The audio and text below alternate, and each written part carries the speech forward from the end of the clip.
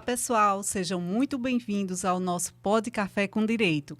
Hoje vamos discutir sobre o tema violência contra as mulheres, que acontece de diversas formas: violência física, sexual, psicológica, patrimonial. Esse tipo de violência tem consequências graves, danos à saúde física e emocional, perda de autonomia, independência, impacto profissional. E para falar a respeito desse tema, convidei hoje para a nossa conversa a professora, advogada e coordenadora da ACES UNITA, Elba Ravani, Luana Marabuco, advogada e secretária da Mulher em Caruaru, professora Perpétua Dantas, advogada criminal e ativista em direitos humanos. E é com esse grupo de mulheres que iremos conversar hoje e dar ênfase também ao período de Agosto Lilás, que é o marco anual de conscientização e enfrentamento à violência contra as mulheres, e que esse ano ganha ainda mais força com a campanha Não Deixe Chegar ao Fim da Linha. Denuncie, ligue 180. Sejam todas muito bem-vindas. Obrigada. Obrigada, Rachele. Bom estar aqui. E estamos aqui com 3 ex-secretárias da Mulher de Caruaru e 3 egressas da ACES UNITA. Então, Rochelle, a gente está muito feliz de estar com você. Obrigada. Esse momento, viu? Fomos, eu e Elba, alunas da professora Perpétua, eu e Elba, colegas de turma, e dividimos aí essa paixão, pela defesa dos direitos das mulheres, e trazemos também aí, na essência, o DNA da ACES, e a gente trabalha com muito amor e carinho, defendendo essa pauta, independente de estar, numa posição de gestão de política pública ou na nossa vida privada. Essa é uma causa que a gente leva para a vida. E nesse aniversário de 19 anos da Lei Maria da Penha, é ainda mais simbólico estar com esse povo que a gente conhece, que já era de luta, já era de militância, das discussões emancipatórias desde a época da faculdade, que eu digo que a gente desenha o caminho da gente olhando para trás, para a história de vida, a história de familiar, as resistências, as histórias individuais de cada um vão construindo o que as pessoas serão, na verdade, no campo da batalha do dia a dia. Por isso a gente, em sala de aula, tem que incentivar tanto a participação política, o interesse das pessoas nas questões que vêm à tona. Quando a Lei Maria da Penha fez 1 ano, em 2007, ela é de 2006, a ACES fez um congresso maravilhoso. E não sei quem... Nós duas estávamos, nós éramos alunas. E eu estava envolvida na organização desse congresso.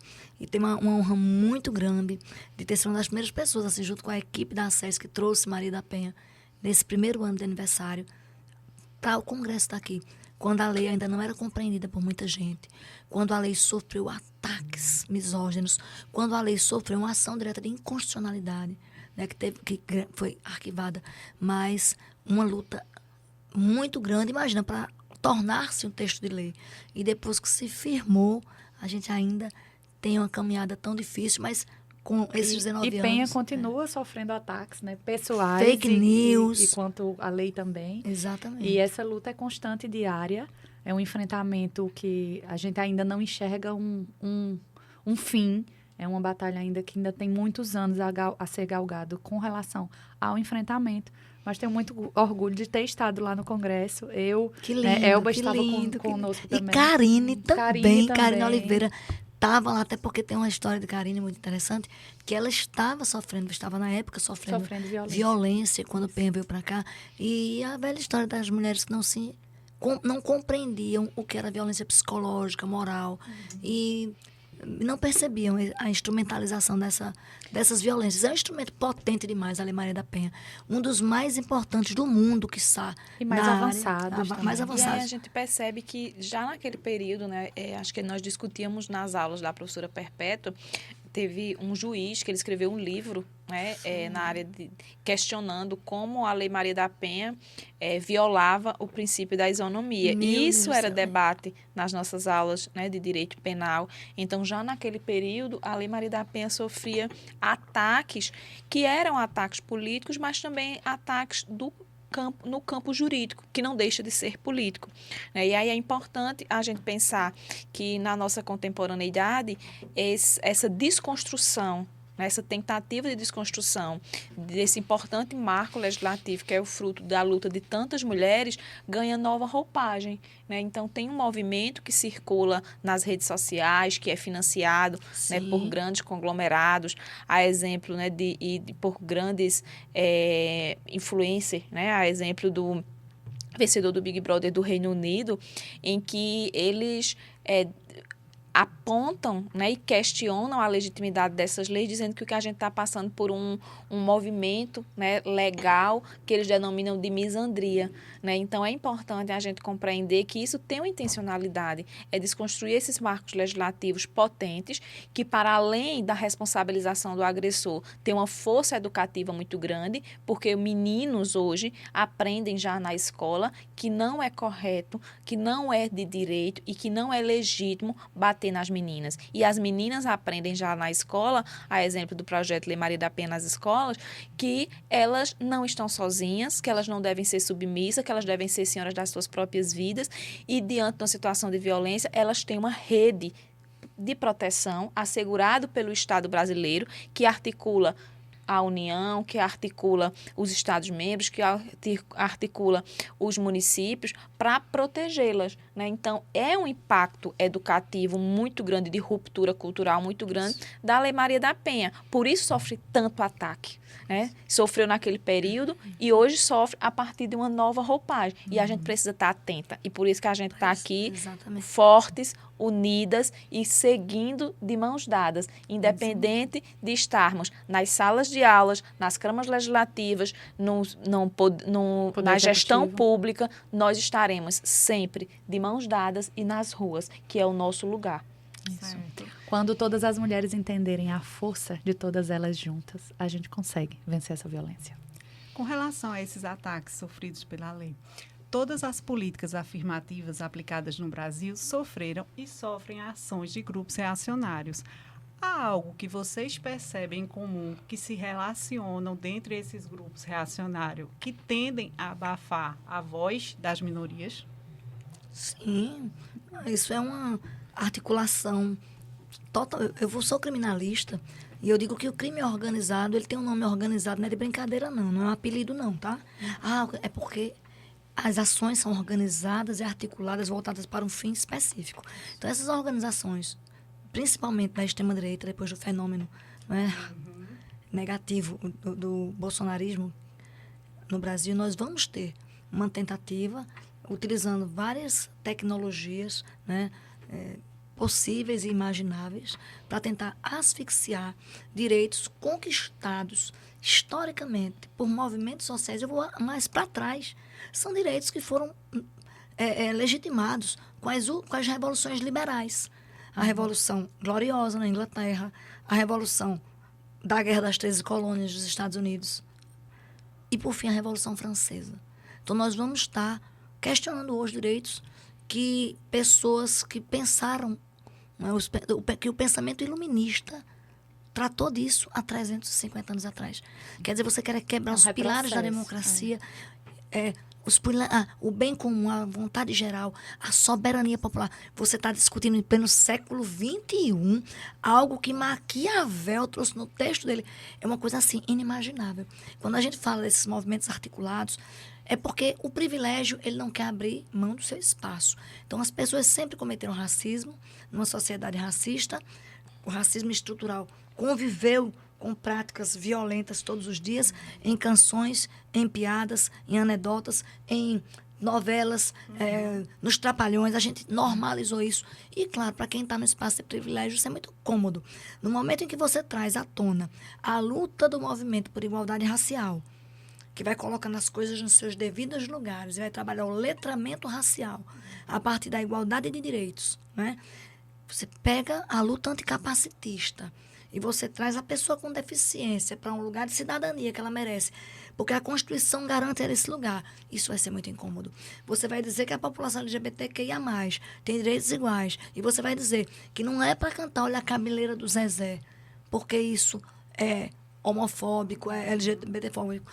Isso vai incomodar muito. Você vai dizer que mulher é igual. Até antes de 88, nós tínhamos a outorgo-xória. Então, no momento em que esses grupos se organizam, né? esses grupos historicamente vulneráveis começam a se organizar, a se articular, essa extrema-direita percebe, né, e vai haver, claro, um movimento para a manutenção dessa legitimidade da branquitude, que nós temos aí esse pacto, que não é silencioso, Muitas dos vezes, privilégios da elite, que não vai abrir mão. E o mecanismo que eles vão utilizar para colocar estes grupos nos seus devidos lugares é a violência, são as redes sociais. Vão escrever, então vão ter pessoas formadas em graduações, em mestrados, em doutorados, que vão construir teorias científicas, assim como o Lombroso construiu escreveu O Homem Delinquente, naquela época, tentando mostrar quem era o criminoso nato. E a gente vai ter esse momento articulado e organizado, como uma organização criminosa mesmo. E com tem fins indústrias de específicos, fake news, com políticos, com bancadas. utilizando, inclusive, as crenças religiosas de forma extremamente abusiva. Né? A gente vê Se utilizando das religiões. Para que legitime aquele posicionamento que é a não manutenção do status quo. Quem está na situação confortável não quer deixar de estar, nem quer que as outras pessoas cheguem até lá. Atribuindo valor depreciativo, inclusive, a tudo que ele entenda. Ao ponto que eu dei uma aula na época do acirramento geral. Aqui eu peguei, gente, eu quero dizer que Rousseau, que Montesquieu, que Locke, que Maquiavel não fizeram o L, tá? Outra coisa, nem Karl Marx tinha nascido nessa época, mas é o nível de extremismo que nós estamos. E o que eu acho mais cruel, né, quando se trata da violência contra a mulher, é que é um pacto também que envolve todos os homens. Né? Num sentido, e aí eu não estou falando do homem apenas, né, enquanto indivíduo, mas enquanto categoria social, porque obviamente e a Bell Hooks, né, a Chimamanda, elas reconhecem quão é importante nós contarmos com a educação dos meninos, para que os meninos sejam homens que defendem um projeto de igualdade, e nas nossas práticas a gente conta com grandes parceiros de lutas, né? Exemplo de Rafael, né, que está aqui conosco nessa construção. Então, quando eu falo de homem, eu falo enquanto categoria social, né? E aí a crueldade reside em a gente perceber que esse pacto pela manutenção do sistema patriarcal, que é a base para que as mulheres sejam tratadas como objeto, como coisa, como mercadoria e que, portanto, elas podem ser atacadas, elas podem ser desconstruídas, elas podem ser agredidas, elas podem ser socadas, elas podem ser queimadas, é um pacto patriarcal que não conta só com homens conservadores. A gente vê, né, homens de diferentes níveis de intelectualidade, de diferentes classes sociais e também de diferentes vertentes políticas, né, de direita, de esquerda, de centro, e que reproduzem esse projeto de poder, sejam nas mesas de debates, seja nas mesas, né, dos partidos políticos, dos sindicatos, seja nas casas. Né? Então, isso é muito cruel. Né? Não existe um termômetro que a mulher consiga identificar. Não, esse homem, por ter tal concepção política, religiosa, filosófica, ele não é um autor de violência. Né? Então, isso é muito cruel porque todas as mulheres, elas estão numa situação de vulnerabilidade muito grande em razão desse grande pacto pela manutenção de um poder que diz e que ainda resiste e insiste em nos colocar numa condição de subcidadãs. Né? E isso, às vezes, é de forma agressiva fisicamente, mas, às vezes, isso também acontece de forma sutil. Né? Acontece na brincadeira, acontece na deslegitimidade, né, do lugar da mulher na família e na sociedade. Leve, né? Exatamente. Manchando a imagem da mulher. E Elba toca num ponto muito importante que casa com a articulação que a Lei Maria da Penha traz para enfrentar esse processo histórico. No momento em que as mulheres se sentem forçadas, Luana diz, minha querida, vá para o CRM. O que é que ela vai ouvir no CRM? O que é que ela vai ouvir nas palestras da secretaria, nas formações, nas capacitações? O que é que essas mulheres que vão ter contato com os grupos de estudo do NUGEM vão ouvir? Vão ouvir o que é necessário ouvir para sair desse ciclo de violência. É nesse momento dessa ruptura que nós também somos vítimas de violência.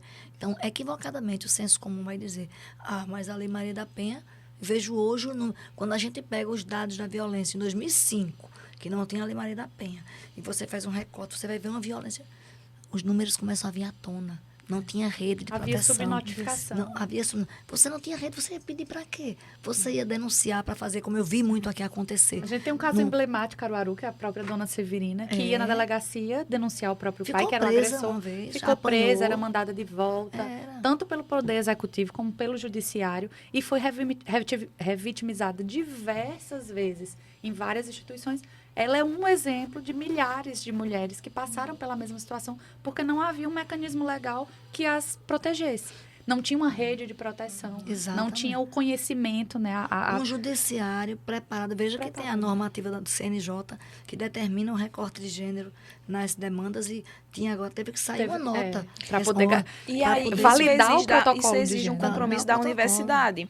Porque, né, como a professora Perpétua e Luana estão colocando, sequer as pessoas sabem ler os dados do enfrentamento à violência contra a mulher. Exato. Porque as pessoas não sabem ler o fenômeno da violência contra a mulher, né? Por isso que discurso, a mulher apanha porque ela quer, porque ela não saiu do ciclo de violência antes. Por quê? Porque as pessoas não entendem o ciclo de violência, que é composto por diferentes fases, né? Da tensão, da agressão, da lua de mel. É um ciclo que é vicioso, né? No sentido de não encorajar, mas de submeter a mulher a uma condição de subalternização, em que todos os grupos que a cercam não legitimam a sua superação, mas colocam nela a responsabilidade pela violência sofrida. Então, as pessoas não conseguem ler essa leitura, consequentemente, as pessoas também não conseguem ler os dados. É diferente se a mulher é assaltada, se um homem é assaltado, não há constrangimento e nem pressão social nenhuma para que essa pessoa deixe de registrar uma denúncia na delegacia. E aí é Diferentemente do que acontece com a violência contra a mulher, em que as mulheres passam anos sem denunciar, né? E então, quando ela consegue quebrar o ciclo, é que a estatística da violência que já existia é constatada. Então, é o que Luana destaca e denomina de subnotificação. Então, é importante que as universidades, elas assumam o compromisso, né, de discutir a temática de gênero, de violência contra a mulher, para que os operadores do direito, mas também das diferentes ciência, do campo da saúde, que é muito importante, porque muitas vezes é o primeiro serviço que a mulher procura, consiga fazer essa leitura. A mulher, ela não denunciou quando ela sofreu a violência, né? A violência já existia e estava sendo silenciada. E aí a importância da Lei Maria da Penha, quando ela traz essa vertente também de prevenção, e aí a gente, Elba já citou aqui, o programa Como Maria da Penha vai às escolas, onde a gente começa a trabalhar com meninos e meninas, e tem esse rompimento de cultura, de comportamento, né? Elba, na fala anterior, inclusive, vinha trazendo isso para o homem, né? Tanto o homem naturaliza aquela violência, como a própria mulher naturaliza e acha que tem o dever, enquanto esposa, né, de sofrer aquela violência em silêncio. A Lei Maria da Penha, ela escancara a violência. Quando começa-se a mostrar, né, que aquilo não é o correto, não é o comportamento que deve ser aceitado, inclusive muitas mulheres que repercutem e repetem atitudes e falas machistas começam com o conhecimento da lei, com a abertura do diálogo, a se enxergar enquanto vítimas. Ver os comportamentos dos companheiros ou dos familiares, do pai, do tio, do avô, do amigo. E aquilo começa a incomodar, porque aquilo ali já existia, mas era velado, era silenciado. Né? Quanto silêncio a gente não vê nas mulheres ainda. Cometido de forma gradativa dentro dos lares, né? Aquele homem de família perfeito. A gente fala, ninguém se apaixona pelo agressor, você se apaixona pelo homem. E aí você não vê ainda, né? Tem um véu da porque existe a expectativa que a gente coloca no outro. E Luana toca num ponto que Elba tocou, que é esse incômodo. Nós estávamos acostumadas a ver com incômodo. Veja, isso é na relação de trabalho, isso é na relação familiar, isso é na fila de banco, quando a gente... Então, nós fomos gestadas nesse processo do silenciamento. O espaço público, como é que é tida e como é que é estigmatizada uma mulher que usa o lugar da fala, o espaço... Ela é bocão, ela é barraqueira... Né? Ela é boca de confusão, ela é chave de cadeia, ela é inconveniente. Então, o homem que se coloca, o homem que usa o espaço, o lugar da fala, Rapaz, ele é um homem que tem personalidade. Eu passei por um poder legislativo e eu fui vítima, eu levava sempre na brincadeira, mas a coisa assim, quando dizia assim, não abdicava da minha fala, sempre falava na tribuna, mas isso aí era uma coisa que... E aí, professora, me lembra muito, né, inclusive nessa sua fala, duas coisas que incomodam muito, que são falas dos movimentos feministas, que é o empoderar, né, e o lugar de mulher onde ela quiser. Para os movimentos feministas, isso traz para realmente a mulher sair deste lugar de silenciamento e se colocar enquanto ser humano, enquanto cidadã, como os homens. Então, o que os dois grupos, né? Porque são grupos organizados, como a gente vinha conversando. O grupo que quer o silenciamento se incomoda com essas falas, como se a mulher quisesse se sobrepor ao homem. E nenhum momento eu gosto muito de uma frase da Safiotti, que ela diz assim: nós não desejamos uma sociedade sem homens, nós desejamos uma sociedade sem patriarcado.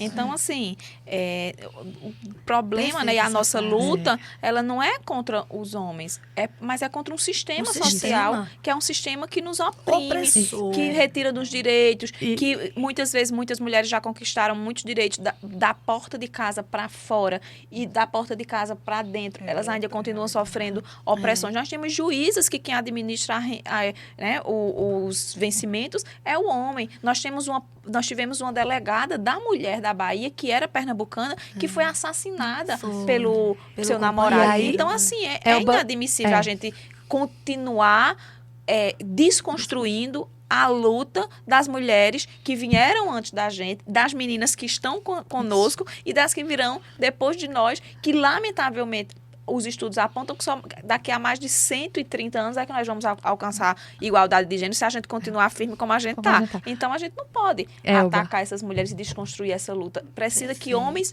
cheguem e lutem conosco. E aí você traz Safiotti e eu vou trazer Conceição Evaristo. Né? Quando Conceição Evaristo, nas escrevivências dela, traz a gente combinamos de não morrer, ela não quis, inclusive, usar a linguagem formal, coloquial, para realmente mostrar que hoje, né, nós mulheres temos sim que andar de mãos dadas, e as que mais sofrem, a gente não pode falar também de mulher como se todas nós sofrêssemos as mesmas violências por igual. Então, Conceição Evaristo, enquanto mulher negra, tratando aí do feminismo negro, fala do a gente combinamos de não morrer, usando a linguagem, inclusive, da maioria das mulheres negras que não têm acesso à educação, que não têm acesso a essas informações e são as maiores vítimas de violência. Exatamente por isso. Pela falta de acesso. O feminismo branco vem com o recorte da cidadania, de ocupar os espaços, enquanto as mulheres negras ainda estão brigando para ficarem vivas. Já estavam trabalhando há muito tempo, já estavam resistindo. Tem uma frase da Margarida Alves, né, que é uma mulher agricultora nordestina, que tem muito conhecimento, mas que não ocupou os bancos das universidades, que eu também gosto muito, que ela destaca, né, a gente tem medo, nós que lutamos, nós também temos medo, né, Luana e Perpétua? Porque a gente sofre violência política também, né? Que é uma outra dimensão da violência que a gente também precisa falar, né? Então, assim, não é uma luta fácil. Atender, escutar, acolher mulheres vítimas de violência é um processo doloroso, né? É um processo que impacta na nossa saúde mental, impacta, né, a gente saber tudo que as nossas meninas, né, filhas, sobrinhas, né, estão expostas. Dói muito, né? É muito assustador, porque quanto mais a gente conhece e sabe a crueldade, a perversidade e as armadilhas, mais a gente compreende que nós também não estamos imunes a essa violência. Então, a Margarida Alves diz, dá medo, mas a gente vai com medo mesmo. A gente vai com medo mesmo, porque a gente sabe que é por nós, né? É por nossas mães, por nossas avós que vieram antes de nós, né? E pelas gerações que vão vir depois da gente. Então, esse é o nosso compromisso, é construir a igualdade a partir do lugar que a gente ocupa, a partir do território que a gente ocupa, né? A universidade, as ruas, as leis, o legislativo, o judiciário, né? Todos os lugares são das mulheres, porque nós assumimos o firme compromisso de construir um outro modelo de sociedade, porque é possível. A desigualdade de gênero, ela não é divina, ela não é de nenhuma religiosidade e ela também não é da natureza, ela é construção social. Então, se é construção social, a gente pode desconstruir para reconstruir uma outra ordem. E a gente não quer um matriarcado. A gente não quer um matriarcado. A gente não quer uma sociedade em que as mulheres dominem. A gente quer uma sociedade de igualdade, De igualdade de paz, e de respeito. justiça, de A ideia é respeito, de perfeita. diálogo, de amor, de felicidade. É muito triste quando a gente vê os números da representatividade feminina no Congresso Nacional, no Poder Executivo. Por que as mulheres são maioria nas convenções que a gente participa, nos conselhos, nos As lideranças, sindicatos, né? as lideranças Em comunitárias. os espaços públicos, os diretórios acadêmicos, os grêmios estudantis, Conselho Municipal, Estadual, Federal, seja do que for, a maioria é mulher. Partidos políticos, muitas mulheres, mas na hora de você eleger, na hora de organizarem, né, a eleição, nós somos silenciadas. Mas aí a Os falta de partidos, investimento, a exatamente. falta de Mas interesse. a intencionalidade mesmo. A falta de interesse. Então, como é que a gente tem representatividade em determinados lugares e esse filtro é tão pesado, né?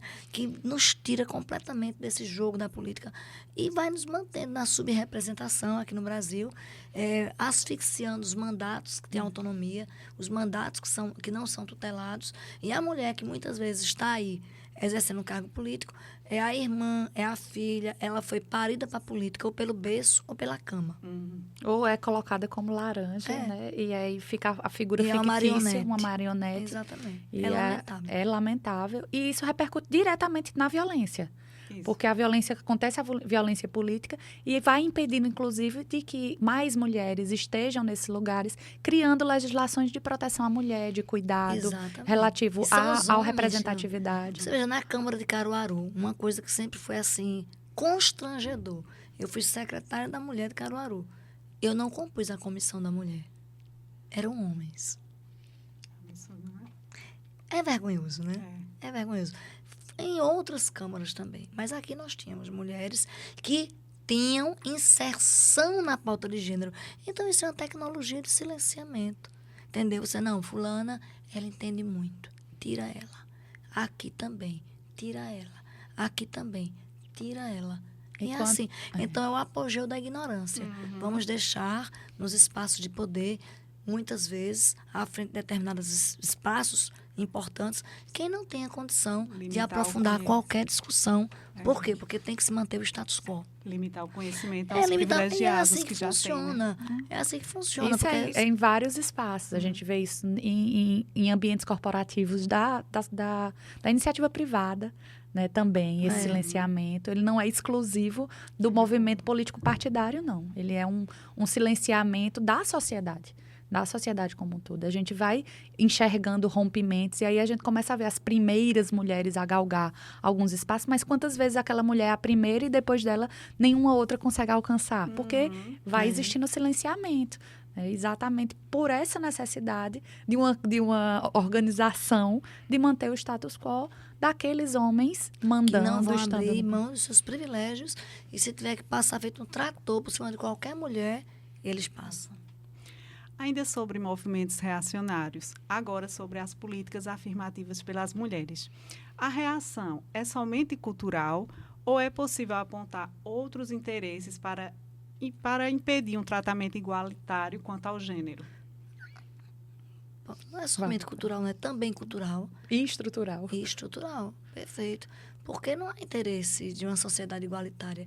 No momento em que você trabalha com a perspectiva da equidade, você vai criar espaços para que nós, mulheres, possamos nos emancipar de todas as maneiras, ofertando qualificação profissional, formação política, inserção na educação formal, para que essa mulher se desenvolva, cresça. Então, claro, quando ela chegar ali, ela vai querer ocupar espaços, que é natural, porque nós construímos cidadãos, eu sou bem freiriana, para transformar o mundo, não é? E a educação que lhe é Ela é dada, transformadora. ela é transformadora. Então, se você quiser manter uma pessoa na caverna, Você Me diminui prive diminui de a tudo. quantidade de informação, me prive, então, diminui a educação. nada de política afirmativa, investimento zero nisso aí, formação política, besteira, balela. Mulher tem que estar em casa, entendeu? Discutindo política da trabalho, não sei o que, vai envergonhar o marido, não vai cuidar dos filhos, né? Então, assim, tem a questão cultural, claro, da sociedade patriarcal, mas estruturalmente tem um peso muito grande que é a manutenção dessa Desse estrutura, poder. né? De poder. A participação do sexo feminino em cargos de liderança, seja na economia ou na política, ainda é tímido. Qual o motivo para isso? Falta interesse das mulheres ou o ambiente não recepciona? É questão de querer ou de poder participar? Aí a gente já vem, né, trabalhando Eu acabei exatamente de essa dizer. temática, mas é exatamente isso.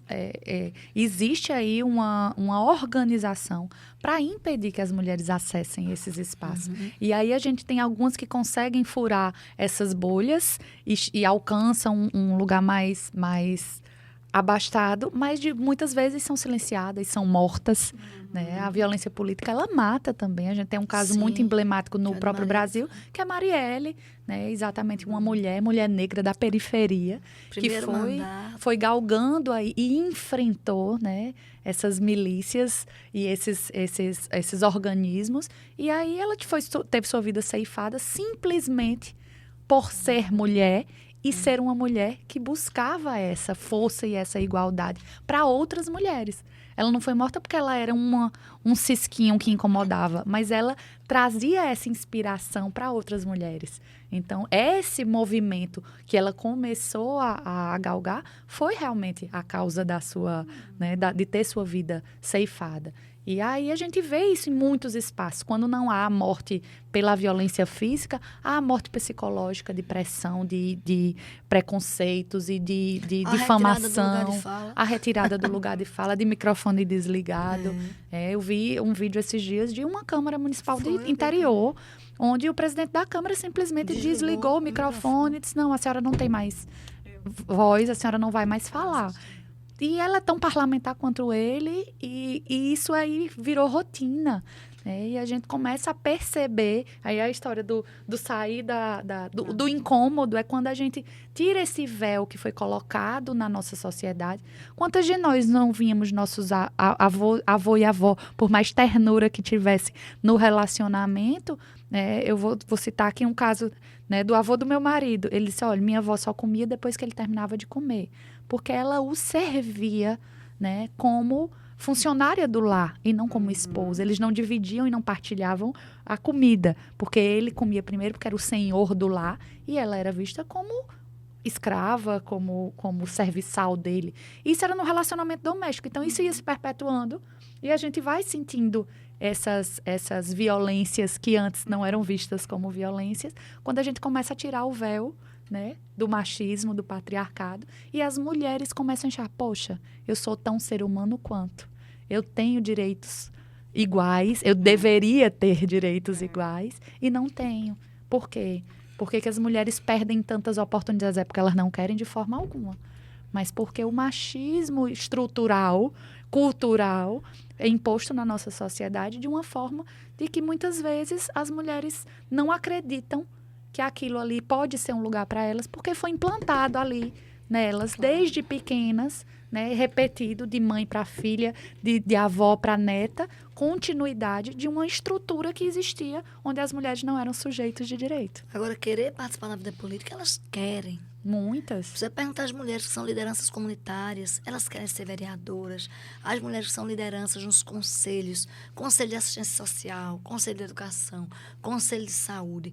As mulheres que participam dos movimentos sociais têm uma potência incrível. Claro que elas querem ocupar os espaços políticos também. Elas não têm oportunidade, elas não têm investimento, elas não têm apoio dentro dos próprios partidos. Elas são abandonadas, porque ainda assim, quando elas são candidatas, elas não têm assessoria contábil para saber abrir as contas que são necessárias. Elas não têm assessoria jurídica, elas são jogadas à própria sorte. Falta de incentivo financeiro de recurso, e de terminam fundo. a eleição, muitas vezes, devendo, certo? Com um problema gravíssimo com a justiça eleitoral, porque por seu desconhecimento da norma eleitoral, terminaram não cumprindo prazos, terminaram não prestando Não contas da encerrando forma os CNPJ. Então, isso gera um trauma com aquela tentativa de participação na política. Nem ganhei, gastei dinheiro, não resolvo, arranjei problema Não pra vale minha a vida, pena. não vale a pena, ninguém Entra na votou em mim. estatística, né? Porque, infelizmente, principalmente eu falo aqui no Nordeste, nós ainda temos uma política muito pautada na relação de favor e tutela, certo? O que determina isso é o mandonismo local. Tá? E Raimundo Faoro, com os donos do poder, Sérgio Buarque de Holanda, com Raízes do Brasil, que vai mostrar muito como é que dá-se a sucessão política, principalmente no Nordeste, que é muito forte, e as mulheres vão estar apartadas, muitas vezes. Por isso, a não ser quando ela é de uma família abastada, quando ela já vem de uma linhagem política, ela vai ter alguns mecanismos facilitadores que vai fazê-la estar nessa seara com mais tranquilidade e com mais presença. Mas uma mulher que surja do movimento estudantil, do movimento social, sem beira, né? Para chegar na política e já causar outra... É muito difícil. Nesse sistema que a gente tem. Elas querem, elas não têm oportunidade. Incentivo, oportunidade. A Rússia aprovou, em 2017, uma lei apelidada como Lei da Bofetada. Basicamente, ela descriminalizou a violência doméstica. Significa que agressões contra membros da família, desde que não exijam internação hospitalar, dificilmente são punidas e, quando são, as penas são multas ou, no máximo, 15 dias de prisão. Curiosamente, a proposta foi apresentada no parlamento por uma congressista, sobre o argumento de combater a influência do Ocidente e proteger a família de interferências de terceiros. No Brasil, também é comum mulheres em posição de liderança e poder defenderem distinção entre sexos e até mesmo submissão da mulher pelo homem. Sim. Qual a opinião de vocês? Nós temos uma bancada ultraconservadora, né, que, inclusive, no ano passado, teve uma deputada, que me fugiu o nome dela, que entrou com um projeto de lei para extinguir as cotas de gênero. Veja que absurdo. Nós já somos subrepresentação. E o sistema de cotas hoje está permitindo, inclusive, que o TRE e que o TSE derrubem bancadas inteiras e mandatos fake. Mandatos foram construídos nas costas de mulheres, chamadas como figura decorativa nos partidos, como laranja, certo? Só para garantir aquele percentual para compor a chapa. Compor a chapa e possibilitar a eleição, na verdade, dos homens. Isso. Então, nós temos N exemplos. Aqui em Pernambuco, nós temos uma bancada também, uma deputada extremamente conservadora, que vai reificar esse tipo de... Mas é o que a gente vem conversando patriarcal. desde o início. É uma estrutura posta que usa mecanismos, inclusive de utilizar várias mulheres dessa cultura e tradição, onde há lavagem cerebral. Aí a gente já falou de religiões, de comportamentos, né, extremamente conservadores, que fazem essa manutenção. É a manutenção dessa estrutura de poder que faz com que essas mulheres também cometam atitudes machistas e atitudes completamente que causem esse perplexo em quem tem o conhecimento. Por isso, quando a gente vai votar, a gente tem que ter muito cuidado. Porque você vai votar... nem toda mulher no parlamento, nem toda mulher no executivo é representatividade, meu amor. Certo? Certo. A violência política que eu sofri, a perseguição, não foi por homens, tá? Foi por uma mulher, dirigente de um partido. Certo? Então, assim, a gente tem uma visão romantizada. Não, lindas. Tem mulheres, certo? Misóginas, machistas, que vão querer asfixiar e aniquilar outras mulheres. Elas são a própria reprodução do patriarcado do qual elas foram gestadas, entendeu? Então, a gente tem que ter muita atenção. Esse reflexo não é só aí falando da violência política ou do comportamento político partidário. Se a gente traz para a violência doméstica também, nós temos mulheres agressoras. Sim. Companheiros, a gente, quando fala, né, nem todo homem, mas é sempre um homem, mas nós temos também mulheres. A gente atende aqui no Centro de Referência da Mulher. Mulher. E a Lei Maria da Penha teve que ser alterada. Exatamente para contemplar essas mulheres. Existem mulheres agressoras, existem sim, porque repetem esse comportamento, reproduz esse comportamento. A violência de gênero, ela é realmente uma doença arraigada dentro, né, da nossa pele. E o conhecimento e a educação é que realmente é transformadora. Quando a professora Elba fala, quando a gente trata nas escolas sobre isso e fala, a gente está criando uma nova sociedade onde vai quebrar, ter a ruptura desse comportamento cultural agressor. né? E aí, se a gente fala de meninos e meninas, eles e elas estão começando a entender e conhecer desde pequenos esse tipo de sociedade que deve ser, né, extirpada. Né? A gente busca isso, extirpar esse tipo de comportamento. Mas eles vão vivenciar, talvez, uma realidade na escola, no Maria da Penha Várias Escolas, naquele programa, e quando chegar em casa, enxergar o comportamento agressor do pai, da mãe, seja do membro da família, que ainda não tinha tido a oportunidade que aquela criança está tendo de ter a educação, de conhecer, né, quais são, né, os direitos desse ser humano, seja ele homem ou mulher. Aí a gente fala aqui de violência de gênero, porque é realmente o mote transformador quando a mulher é reconhecida como ser humano de igual direito. A Constituição de 88 fala, né, no seu artigo 5º, todos são iguais perante a lei. Está lá escrito que todos são iguais. Mas quando a gente fecha a Constituição e olha para a sociedade, a gente sabe que não são ainda, né? Tem o direito, mas ele não é aplicado ainda. É um degrau muito... A gente vai subindo degraus para alcançar. Elba falou aí dos dados da ONU de 130 anos para a gente alcançar essa igualdade. Se a gente continuar avançando, se houver retrocessos, isso vai ampliando e aumentando. Veja a situação da estrutura patriarcal, como ela é cruel. Eu fui dar uma palestra segunda-feira na aula magna de uma instituição. Eu disse, nós nascemos desprovidos. Eu fiz uma brincadeira com os alunos. E disse assim, digam aí 3 características maravilhosas do ser humano. Qualquer uma delas.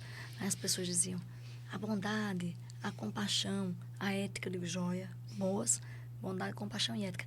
Agora citem 3 características terríveis que a gente abomina no ser humano. A inveja, o ódio, o preconceito. Pronto, a inveja, o ódio e o preconceito. Vamos juntar as 3. 3 características ruins e 3 boas.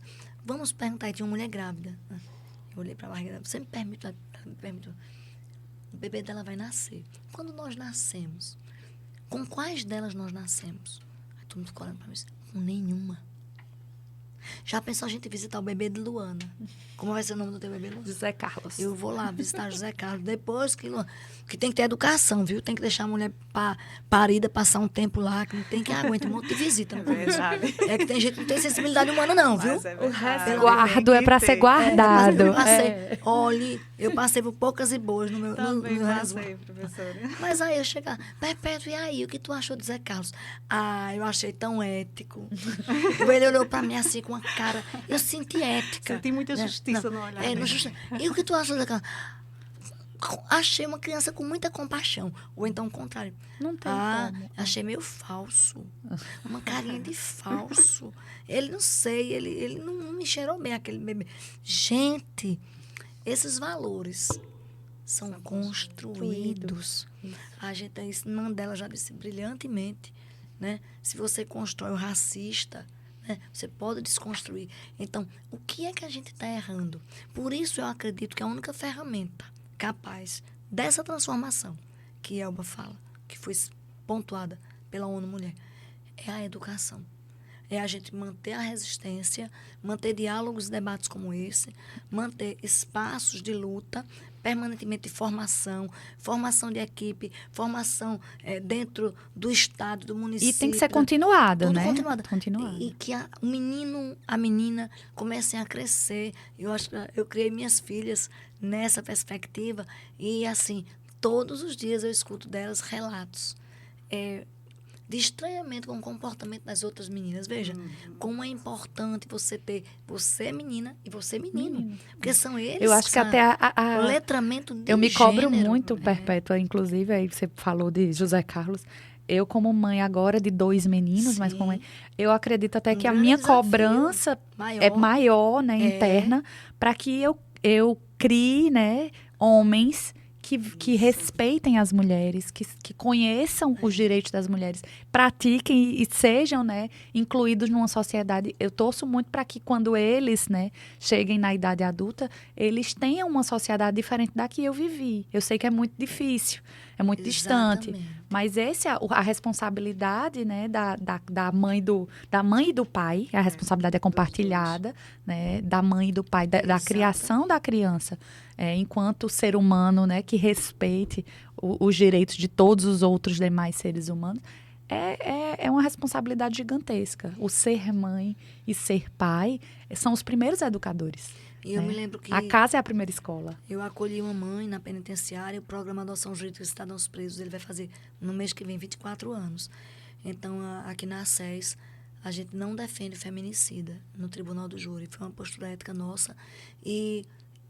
Mas eu atendo na penitenciária, tenho um envelhecer no cárcere, converso com os meninos. E aí eu atendi uma mãe que estava muito isolada, o filho dela era um feminicida, matou a esposa. E ela chorava muito, nunca esqueço, ficou muito marcado na minha vida. E nunca, Dona Cícera, Dona Cícera, não chore não. Ele tinha acabado de ser preso. E a júri popular, a gente explicou porque não ia fazer o júri dele, porque seria absurdo. Isso não quer dizer que ele não pudesse ter os demais atendimentos, atendimento de saúde, atendimento odontológico, atendimento psicológico. E eu escutei uma frase dela assim, que tem a ver com o que Luana falou. Doutora Perpétua, eu não criei filho para fazer isso com mulher nenhuma. Não fui eu que ensinei ele a fazer isso. Eu me vejo apontada na rua. Porque o meu filho tirou a vida da mulher dele. A mulher tem uma moça tão boa. A mãe dos filhos dele. Mas deixa eu lhe dizer... Olha, eu fico arrepiada. Eu fico arrepiada. Eu disse, claro, Dona Cícera, que a senhora não ensinar isso. Eu sei disso. Eu apanhava do pai dele. Então, veja o que é a reprodução da violência. Ele me viu, minha filha, ele cresceu, minha filha, me vendo apanhar. E normaliza. Calada. Apanhei, quebrou meus dentes, me ameaçava. Quando ele chegava bêbado no final de semana, desse jeito ela disse, ele me dava todos os machos da rua. Isso é uma coisa tão comum das periferias. Ele era ciumento. Então, meu menino cresceu nesse ambiente, chorava, agarrado com minhas pernas. E ele sofria em me ver apanhando. Mas o que foi que ele construiu, certamente? Que podia bater. Que podia bater. Mesmo que eu dissesse a ele, aí o pai dele morreu, eu aguentei ele até... Ele morreu de uma doença lá. E foi meu alívio. E depois eu me dediquei à criação desse menino, que também se tornou um rapaz ciumento. E eu dizia a ele, eu dava conselho, meu filho, não faça isso. Você viu que eu sofri com seu pai. Não faça isso com sua esposa. Aí, uma semana antes do crime, eu cheguei para ela, sem ser na presença dele. Que ela disse, minha filha, vai embora. Você não tem nenhum parente, vai embora. Eu estava vendo a hora acontecer isso. Eu, uma sogra, dizer isso. Eu temia. Então, você veja, como a mãe, né? Meu Deus, nós não podemos criar agressores de mulheres como o papel de um centro de referência, de uma política pública em uma prefeitura. É fundamental para dialogar com aquelas mulheres. Enquanto a gente está na palestra, sabe o que é que a gente sente? O olhar, algumas que baixam. A gente sabe que a gente está falando de alguma coisa que ela está vivenciando. A gente sabe que ela está ou lembrando de alguém, ou aquilo ali é uma passagem que trouxe uma memória. Que sentiu a dor naquele Quando terminam as palestras, Luana vivencia isso, a equipe de formação vivencia. A gente recebe até anônimo também, num papelzinho. Quantas vezes falar de violência, de abuso sexual, a criança que é abusada, a professora vem trazer um caso que está acontecendo, mas na violência doméstica, o olho cheio de lágrima no canto. Assim, a gente precisa falar sobre isso. Precisa. Se a gente não falar sobre isso, a gente não vai continuar salvando vidas como nós salvamos. Infelizmente, a gente tem um número crescente de crime contra a mulher, inclusive no estado de Pernambuco. Né? Lamentavelmente. Mais de 8 milhões encaminhados pelo poder executivo, pelo Ministério da Justiça, para ser aplicado em Pernambuco, e apenas 300 mil reais foram empenhados. Então, do ponto do ano de parabéns, acho que Caruaru tem crescido, né, nessa pauta a cada dia, mas no estado nós estamos abandonados. E aí a gente queria, quando você falou aí da educação das crianças, aí me vem à memória, né, das vivências, do dia a dia e do Maria da Penha vai às escolas. Hoje, na gestão e na condução da secretaria, eu consigo ir bem menos, né, para as atividades pontuais. Hoje a equipe está bem estruturada e a gente tem equipe de formações, equipe de enfrentamento à violência. Antes era tudo misturado, né, Perpétua? Perpétua foi a precursora aí, abrindo as portas de estruturação com relação ao orçamento, mas quando eu vivenciava mais, até enquanto técnica, fui advogada do Centro de Referência, e ia para as atividades do Maria da Penha vai às escolas, tinha uma perguntinha bem básica e simples. Eu falo muito disso porque demonstra claramente como é na sociedade. E aí a gente pergunta para os meninos, né, o que vocês têm medo ao sair à noite numa rua escura? E meninos aí de 10, 12 anos, né? Eles falam, tia, a gente tem medo de ser assaltado, de levar um tiro. Eita, eu tenho medo de morrer. E aí, quando a gente pede silêncio, eu disse, agora vamos perguntar só para as meninas. Meninas, e vocês? E assim, antes da resposta vem um silêncio, porque realmente falar, né? É até um tabu, falar dói, inclusive, né? E dói. Mas a gente vê no olhar das meninas e todas praticamente respondem uníssono e coletivamente sobre violência sexual, sobre o estupro. E o mais curioso não é a resposta delas, que a gente já sabe qual vai ser, mas como os meninos se assustam com a resposta delas. Então, Perpétua, você falou aí da construção da sociedade, de como o racismo, o machismo, ele vai sendo, né, colocado nessas caixinhas de cada ser humano. Os próprios meninos se assustam e fazem, poxa, então por que o medo delas é diferente do nosso? Então, isso mostra que as mulheres na nossa sociedade não são donas dos próprios corpos. O corpo da mulher, ele é objetificado. Então, por isso as mulheres têm mais medo de ser estupradas do que de morrerem. E os meninos ali naquele momento, ainda em formação, não entendem por que as mulheres têm o medo da violência sexual. Porque para eles é confortável, né? O status quo do homem ter direito ao seu corpo e ter os direitos choca ainda aquelas crianças. E é bom chocar. Porque é importante que eles atentem para esse problema. É importante eles entenderem que eles são parte desse mecanismo de mudança, que é aí com a construção do que a gente estava falando, do respeito, a construção de uma transformação, de uma ruptura social, é que vai trazer uma sociedade onde as mulheres não tenham mais medo de sair sozinha nas ruas à noite, não tenham medo de ficar em casa, porque é onde elas mais morrem. As mulheres vítimas de feminicídio morrem dentro de casa, elas não morrem no meio da rua. Então, a gente tem que trabalhar exatamente esse choque, né, da sociedade, porque ainda a violência contra a mulher, ela ainda é muito silenciada e muito pouco falada.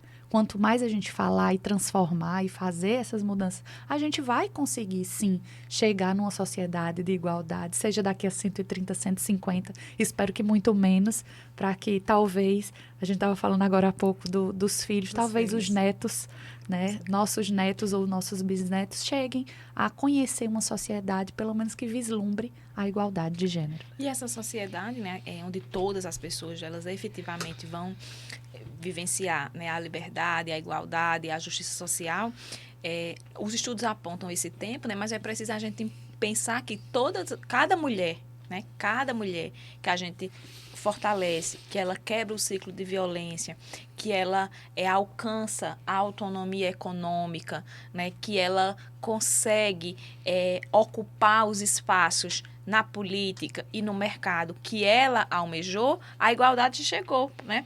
Já foi uma vida transformada, então já é uma grande felicidade para a gente, porque a gente já é uma mulher a mais que encontrou a felicidade e a amorosidade, né? Que Bell Hooks e Paulo Freire tanto fala. Agora que essa sociedade como um todo é um percurso longo, né? Como a Werneck sempre destaca, né, que é também o ensinamento das mulheres negras, nossos passos vêm de longe, né? Mas, como a Rupi Kaur coloca, nós estamos dando a nossa contribuição para que as meninas que vêm depois da gente possam ver do topo mais alto dessa montanha. E você faz isso, Rochelle, através da comunicação, nessa parceria com o Rafael, né? Então, é cada mulher dando sua contribuição que a gente vai alcançando a igualdade todo dia. E nós, como mães, como Luana falou, a gente deve educar nossos filhos no sentido de compreensão também, de aceitar que o não é não e tem que ser respeitado, que essa linha não deve ser ultrapassada, que porque em casa ele pode tudo, porque a mãe ama incondicionalmente e favorece um ambiente muito agradável, lá fora é diferente. As pessoas não vão ter essa mesma consciência. Então tem que haver o respeito. E mais do que isso, eu acho que as mães têm a obrigação hoje, principalmente aquelas que têm acesso ao mundo do conhecimento, de dizer, meu filho, as leis estão muito rígidas, certo? Além da Lei Maria da Penha, o pacote antifeminicídio chegando. Não é? Então, nós tínhamos júris em que os homens eram condenados a 18 anos, a 17 anos, a 22 anos. A partir de então, são 28 anos, 32 anos pode chegar a 40 anos. Nós temos qualificadoras que estão causas de aumento de pena. Nós temos o impacto na lei de crime hediondo. Nós temos o impacto na lei de execuções penais. Nós temos uma lei aprovada por Caruaru, se antecipou ao pacote antifeminicídio, que é a lei de minha autoria, a 7002, certo? Proíbe a contratação no município de condenado pela Lei Maria da Penha na administração direta, indireta, por seleção simplificada, por concurso público, por cargo comissionado. Por exemplo, digamos que alguém seja nomeado em cargo comissionado, porque o prefeito não tem como ter a folha corrida de ninguém. Aí foi nomeado gerente de não sei o quê, da secretaria tal. Mas alguém saiba que ele foi agressor de mulher Pode e que ele fazer tem a uma condenação pela Lei Maria da Penha transitada em julgado. Sabe o que, é que essa pessoa pode fazer? Fazer uma denúncia no disco de denúncia da prefeitura. Isso. E esse camarada vai ser exonerado. Isso. Se ele tiver passado em concurso público, ele não assume. Se ele tiver Muito passado boa na essa seleção informação, simplificada, ele não assume. E na época em que eu aprovei essa lei, de minha autoria, que o prefeito sancionou sem piscar o olho, eu fui bombardeada. Você acredita? Acredito. Ah, mas é muito injusto. Aí, olha aí, chega o presidente da República com um pacote antifeminicídio.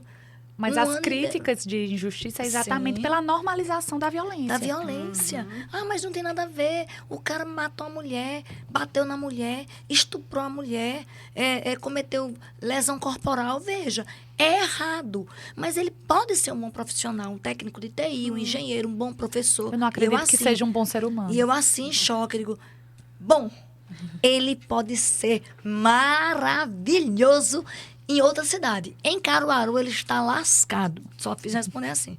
Em Caruaru, não tem doutorado, mestrado, MBA ou qualificação profissional que justifique Um o agressor. trabalho de um agressor. E ele está proibido. Não faça concurso aqui. Não faça seleção simplificada aqui. E se for nomeado em cargo comissionado, você que sabe que ele tem condenação, denuncie. Denuncie que ele vai ser exonerado. E Pronto. aí, Rochélia, o endurecimento dessas legislações, aí Perpétua falou, da legislação municipal e dos próprios Da lei pacotes federal, exatamente. das leis federais, elas são endurecidas de propósito, exatamente, para que a sociedade São políticas enxergue... afirmativas também. Exatamente, que a sociedade enxergue que aquilo ali não é aceitável. E aí, não é que isso aí vai ser para sempre, essa lei tão dura ou tão... Muita gente questiona, né? Não, ela é necessária agora.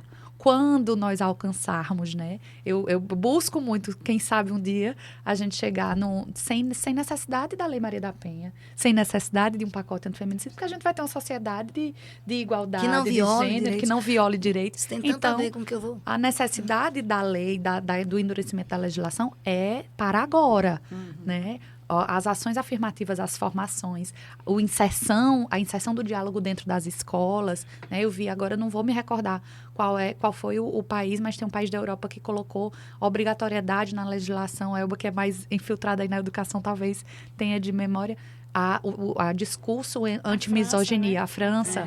Então, trabalhar, né, a misoginia aí como política pública, né, o enfrentamento à misoginia como política pública efetiva de encerrar esse tipo de violência, de extirpar, né, essa violência da sociedade. E a pena tem uma dupla finalidade. Retribuir e prevenir. Ela retribui o mal praticado, porque a pessoa precisa sentir na pele, sim, a retribuição. Está aí o poder coercitivo da pena. Você tem que temer a pena mesmo. Mas ela tem a finalidade de prevenir. Então, por isso é importante dizer assim, olha, pegar o violenciômetro, né? Ou tu freia aqui. Repensa. Porque tu tens 18, 19, 22 anos, vai passar parte da vida na cadeia. E vai pra cadeia. Aqui tem... Então, tem que ser papo muito reto. Eu acho que direito e cidadania devia ser uma disciplina dada no ensino médio. No ensino médio, certo? Que os meninos estão ali, 17, 18, começando a vida. Veja, essa semana eu vi uma notícia que foi passada. Uma moça estava fazendo um boato no Rio. Aí o rapaz chamou ela para dançar. Você veja o nível. Aí a gente chamava, na minha época, nos anos 80, dar um corte no rapaz. Né? E a moça pegou e disse, não quero. Não, mas vamos dançar. Não quero. Aí ele ficou irritado, veja o filme. Ele ficou irritadinho. Aí ele simplesmente pegou o carro dele que estava estacionado. Quando a turma da boate foi saindo, ele avançou com o carro sobre todo mundo. Por quê? Porque ele não esse rapaz não sabia ouvir um não. Ele não sabe ouvir um não. não. E aí é importante a gente pensar, né, como a Lei Maria da Penha, ela traz a previsão que as questões, né, da igualdade e do enfrentamento à violência devem perpassar o currículo, obviamente, Sim. a partir de uma linguagem adequada. Né? A gente tem uma lei que determina que durante o mês de março também se trabalha as questões relacionadas à violência contra a mulher na escola, mas eu sempre digo que a Lei Maria da Penha diz que é para a gente trabalhar no currículo. O mês de março é para a gente apresentar a culminância desse grande projeto de conscientização, mas tem que ser no dia a dia. Eu acredito muito na escola pública, acredito muito na educação, né? E eu acredito que é importante a gente ensinar as crianças a ler, ensinar as crianças a contar, ensinar geografia, história, discutindo a igualdade entre homens e mulheres, né? Então, a Lei Maria da Penha nos dá essa possibilidade e legitima essa ação do professor e da professora que está na escola, né? Então, se a gente vai trabalhar a leitura, trabalha com textos que falem, né? O currículo, a BNCC, ele diz que a gente tem que trabalhar os diferentes gêneros textuais, né? Então, tem que trabalhar a linguagem virtual, né? Então, os banners, manda os estudantes produzirem banners virtuais para trabalhar nas redes sociais, né? Vai trabalhar a música, trabalha com música que fala sobre enfrentamento à violência contra a mulher, vai trabalhar os números, trabalha com as estatísticas, vai trabalhar a geografia, trabalha quais são os estados mais violentos, né? Vai trabalhar a história, traz o resgate das mulheres negras, das heroínas como Dandara, como as mulheres de Tejucupá, e assim a gente vai construindo a igualdade de gênero, né? E quem defende a Lei Maria da Penha defende essa perspectiva da sua aplicabilidade em sua completude, que perpassa desde a prevenção, através da educação, até a responsabilização, até os grupos com os autores de violência. Então, é importante a gente reforçar esse compromisso, né? E também reivindicar orçamento para essas ações, né? Então, é importante a gente pensar a partir dessa força potente que, por isso, ela é considerada uma das melhores legislações do mundo, porque ela tem diferentes vertentes, né? Então, é realmente a defesa da construção de uma sociedade livre da violência. E, para que isso aconteça, a gente precisa aplicá-la em sua completude. Então, perpassa por diferentes eixos de atuação, da responsabilização do agressor, do acolhimento à vítima, da educação das meninas e meninos, né, que hoje estão aí e que precisam aprender, né, e reaprender a exercer as formas de como relacionar-se. Porque é isso que a professora Perpétua coloca, né? O menino que está com 17, que está com 18 anos, ele já está praticando um crime. Porque ele, né, na sua adolescência, já foi ensinado a se relacionar a partir de uma forma violenta. E é muito chocante, Rochelle, quando a gente chega nas escolas, o NUGEN desenvolve, né, alguns trabalhos em escolas, e a gente vê que há relatos em que as meninas na adolescência, deixam de fazer trabalho em grupo se o grupo tem meninos. Por quê? Porque o namoradinho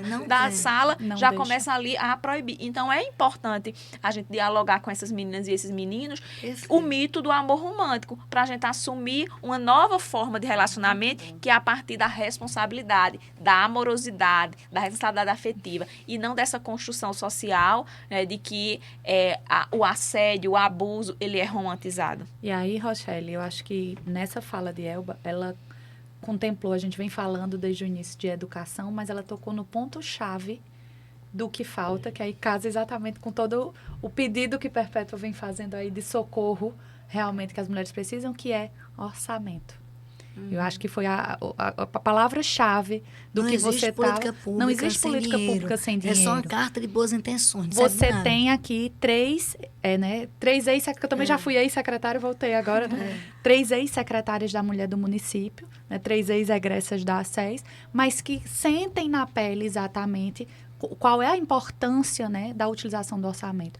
Elba foi uma secretária da mulher, né, e que buscou... Primeiro não existia secretaria. Abriu a segunda, Você- né? Ah, Luiz foi e Luiz Elba, Caroline, é Caterine, verdade. né, Perpétua. Mas eu fui da secretaria já lá no início, eu Lá era no chefe de início. gabinete. Então, exatamente, eu sabia que sentiu tinha na alguma coisa lá pele do começo. realmente a falta de orçamento, as políticas públicas para mulheres estavam iniciando o desbravamento. Não é como na educação, na saúde ou na assistência que existe já um fundo específico, o recorte já, a Não, política tem estruturada. A nada. política para as mulheres, ela está ainda, né, desbravando esses espaços. E aí a gente vem, entrando no Agosto Lilás, já que estamos no Agosto Lilás, vem de um momento de conferências e o grande pedido das mulheres nas conferências, e Elba e Perpétua participaram aí dessas construções, estivemos agora na conferência em julho, né, dia 25 de julho aqui em Caruaru, mas esse é um pedido recorrente já das primeiras conferências, orçamento. Então, orçamento federal, direcionado ao fundo diretamente, orçamento estadual e orçamento municipal, porque o que a gente vê, aqui são 3 ex-secretárias da Mulher de Caruaru, mas o que a gente vê na maioria dos municípios é uma secretaria que é feita de fachada, que tem uma coordenadora para dizer que existe uma Exatamente. coordenadoria da mulher. Sem autonomia nenhuma. Sem autonomia, E é sem importante recurso. também, né, Luana, pensar que a secretaria, o organismo de política pública para a mulher, ele é o grande articulador da política, mas que existem diferentes secretarias que devem assumir também esse compromisso Sim. e diferentes órgãos, né? Então, por exemplo, uma das diretrizes da Lei Maria da Penha é criar os centros de reabilitação dos autores de violência. No Brasil, nós tivemos pouquíssimas experiências nesse Iniciativas sentido, disso. né? A gente teve uma experiência em Minas Gerais, que foi bastante exitosa, que demonstra que esse centro de reabilitação, eles resultam na baixa reincidência. Então, se o autor de violência, como a professora Perpétua colocou, ele é responsabilizado e eles passam por esse centro de reabilitação em que há uma reeducação, o índice de reincidência ele cai muito, Isso. né? E que, no entanto, a gente, por falta de orçamento, a gente não consegue impulsionar a criação desse centro de reabilitação no Brasil. E aí algumas pessoas também reproduzindo a forma de fazer política do patriarcado, que culpa as mulheres por tudo e responsabilizam as mulheres por tudo, querem fazer isso na via administrativa.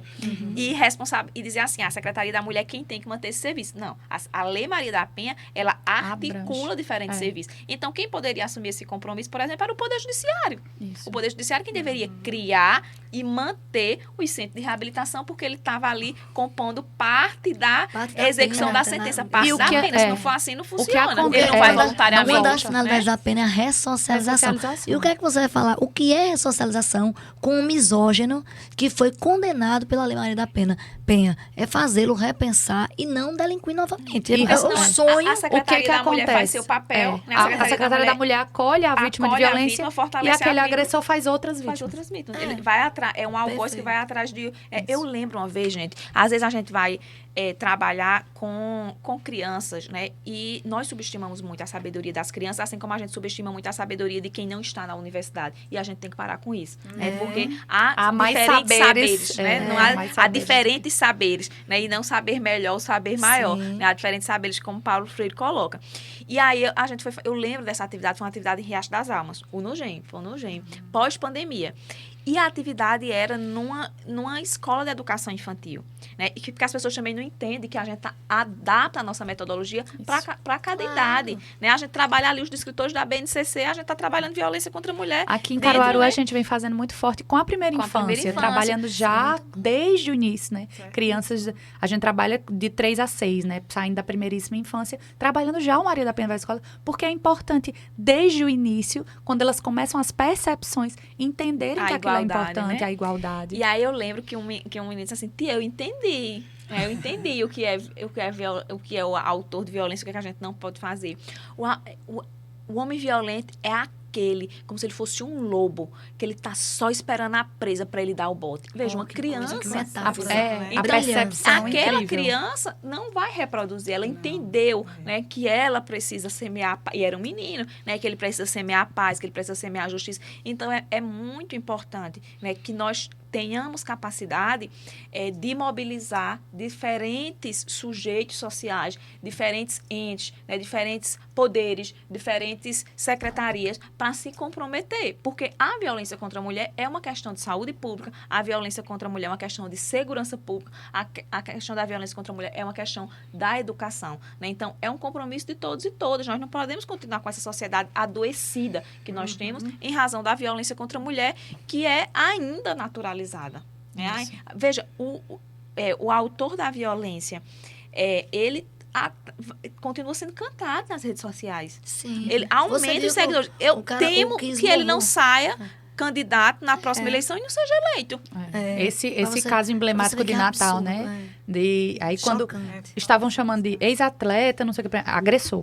Ele é o agressor. Ele é agressor. O ponto. ex-atleta, não sei o quê. Até o jornalismo, a importância, né, da divulgação da informação. O jornalismo machista traz nas suas manchetes, né, o ex-atleta, o homem, mas não traz o agressor. E aí a também violência. tem, né? Que ele recebeu mais de 1.400 e-mails de mulheres. Tem também a questão de como a cara que é pensada do autor de violência também tem um traço racista e elitista muito grande, né? Então, as pessoas, se a gente pedir para todo mundo, né, fechem os olhos e pensem, desenhem aí, descrevam como você pensa que é um agressor. Então, as pessoas vão imaginar um homem negro, vão imaginar um homem pobre, vão imaginar um homem periférico. E não, né, os autores de violência são atletas, né, os autores de violência juízes, são pastores, juízes, delegados, homens de família. Homens de família. Políticos, né, pessoas que são consideradas para a sociedade cidadãos de bem, né? Mas não existe cidadão de bem que é autor de violência. Porque quem pratica a violência doméstica só espera uma oportunidade para também atacar as mulheres que com eles fazem política, que com eles desempenham suas atividades profissionais. Então, é importante a gente desconstruir também esses estereótipos do agressor, que é estereótipos construídos a partir do racismo estrutural. Né? Nós temos diferentes perfis de autores de violência e isso precisa ser dito para que as pessoas deixem também de construir esse perfil a partir dos demarcadores de raça, porque é cruel, é desumano e é degradante e vulnerabiliza também o homem negro. E aí, Elba, quando você falou aí da cara, né, do agressor, uma coisa que não se fala muito é que normalmente, aí aqui pelo costume do acolhimento às mulheres, o agressor da mulher, vítima de violência doméstica, é o cara gente boa. Cheio de amigos, que é legal com todo mundo. Bem visto e aí, na sociedade. isso inclusive descredibiliza inclusive quando a mulher denuncia, a narrativa poxa, da vítima, aquele cara, não tem quem diga. Não pode ser. Ele é amigo de todo mundo. Ele é amigo de todo mundo, ele é um bom irmão. Então, não, a mulher... Profissionalmente bem Muitas mulheres, capacitada. inclusive, não denunciam exatamente porque, poxa, será que vão acreditar em mim? Porque aquele cara que é tão gente boa na sociedade, quando tá ali entre quatro paredes, é um monstro. Vocês viram quando a Bela Campos chamou o Cauã Raymond de machista, de misógino, e a Grazi Massafera veio a público dizer que ele praticava violência psicológica com ela. Então, muita gente, o Cauã, nunca, o sex symbol. Então, assim, a gente... o que Elba fala é muito importante, por conta das associações. Isso faz parte justamente de como o racismo atravessa essa sociedade. E quando os na construção de agressores estereótipos, né? os agressores brancos são presos, eles são conduzidos muitas vezes, inclusive, sem Sem algemas. Sem algemas e tratamento E tem jurídico também é a diferente. questão da pobreza também é muito forte, né? Da pobreza e do território. Porque muitas vezes as pessoas acham que só há violência contra a mulher nos bairros periféricos. E é importante a gente fazer esse debate a partir do olhar do debate à cidade. Então, por que isso acontece? Porque nas periferias, as casas são coladas umas na outra, então a vizinha escuta né? O que não acontece nos bairros nobres, nos condomínios fechados, que as casas prédios. são distantes umas das outras, então não dá para escutar cercas o barulho. elétricas. Mas ali também mora abusador de criança, ali também mora autor de violência contra a mulher. Isso também acontece com a mulher do campo, né? Muitas vezes a mulher do campo são mortes muito cruéis, né? As mulheres morrem esfaqueadas, são assassinadas esfaqueadas, e aí o comentário comentário durante o enterro, né? Mas a gente nunca soube que ele era um marido ruim. Mas por quê? Porque as casas São muito no distantes. campo são distantes umas das outras. Então, também é importante a gente pensar o fenômeno da violência a partir da questão territorial, territórios, do né? território. Exatamente. Né? E importante que essas políticas públicas cheguem, né, nessas mulheres. E aí eu falei de conferência. Na conferência anterior, quando a gente fez em 2019, um dos pedidos das mulheres da zona rural era que a gente tivesse uma forma de comunicação entre a Secretaria da Mulher e essas mulheres que não fosse o telefone comum. Porque na zona rural de Caruaru, em muitos lugares, pegava internet, mas o telefone não funcionava. Não funciona. Então, através desse pedido, a gente já colocou no Centro de Referência da Mulher o telefone WhatsApp. Então, o telefone do Centro de Referência da Mulher passou a ser um telefone que tenha conexão com a internet a pedido das mulheres da zona rural. Então, veja, são exatamente essas mulheres que dizem as dores que sentem nessas Pontuar as conferências, dificuldades, nesses né? momentos de escuta, e as políticas públicas são construídas a partir dessas escutas. Eu tenho uma história aqui da faculdade. Eu tive uma aluna, acho que 2003, 2004, que até brinca, eu digo que as catracas foram colocadas aqui também. Tem todo um sistema importante, mas Dr. Maru lembra muito bem disso. Ela foi perseguida pelo namorado dela. Ele entrou na faculdade, a gente não sabia quem ele era. E essa menina à noite entrando em sala, tendo que se esconder. Entendeu? Assim, foi uma coisa bem tensa, porque ela participou de uma atividade à tarde. Ele ficou com ciúme. Foi para uma atividade, acho que do projeto de extensão da minha irmã, né? O Direito Achado na Rua. E foi bem punk, você veja, em 2000, nem existia a Lei Maria da Penha. E outra aluna minha, na época que a gente começou com a adoção, em 2002, 2003, disse, professora, eu não vou poder ir para presídio. Aí, por quê? Porque o meu namorado não deixa. Disse que estranhou muito essa atividade, que é num lugar que só tem homens. Eu escutei tudo que ela disse. Friamente, nessa hora do 7º período. E você? O que vai fazer com essa informação dele? Ela disse, o que você vai fazer com essa informação dele? Né? Eu acho que o que você vai fazer importa muito mais do que o que ele está te comunicando. Como é que você... Aí ela, quando ela baixou a bicha, disse, como é que você vai trabalhar? Né? E assim, acho que isso aí é uma coisa que mostra muito que essa violência, ela está em todo lugar. E ela alcança. Ano retrasado, a gente teve Débora, nossa aluna. Foi assassinada. Com um tiro na cabeça. No dia do aniversário de Caruaru, dia 18 de maio. Tinha sido minha aluna de Direito Penal. Débora não conhecia a rede, conhecia. Débora conhecia a lei penal. Débora não tinha, nunca foi no centro de referência. Porque, veja, não é o... Porque, mas ela sabia. Nós somos mortas. Quando manejamos a norma, a juíza do Paraná foi morta por asfixia. E ela tinha passado por uma vara de violência. Então, que também, né, professora, é importante a gente pensar que algumas mulheres, em razão... É difícil para todas as mulheres. A mulher pobre, porque ela depende do autor de violência para pagar o aluguel, para colocar comida na mesa. E a mulher que já ocupa algum espaço, né, no mercado de trabalho, no serviço público, também é difícil, porque ela é muito julgada. Né? Então, essa juíza, né, os colegas julgam, né, a sociedade julga, sempre responsabilizando a mulher. Então, não existe vida fácil para quem é mulher nesse país. Não existe vida fácil. Né? Há pesos que são colocados sobre nossas costas. Algumas mulheres, em razão, né, do corpo que ocupa, por ser uma mulher cis, por ser uma mulher branca, por ser uma mulher letrada, ela tem menos peso, mas ainda existe muito peso sobre ela. Né? Uma mulher negra, uma mulher trans, uma mulher lésbica, não são uma as mulher mesmas pobre, violências, né? mas várias violências são independentes. Ela tem mais dificuldade de sair do ciclo de violência. Mas para todas as mulheres é muito difícil, porque essa mulher ela também a capacidade técnica dela é julgada, né, de juíza, porque ela é vítima, mas ela é a vítima. Não era para a capacidade dela ser julgada. E ela né, então, se é uma professora universitária, né, se é uma delegada, se é uma advogada, as mulheres são julgadas. Então, o julgamento, ela é também uma forma de violência que dificulta muito o nosso trabalho. De incluir essa mulher na rede de violência, né? Na rede de enfrentamento à violência. Então, é importante a gente pensar, né?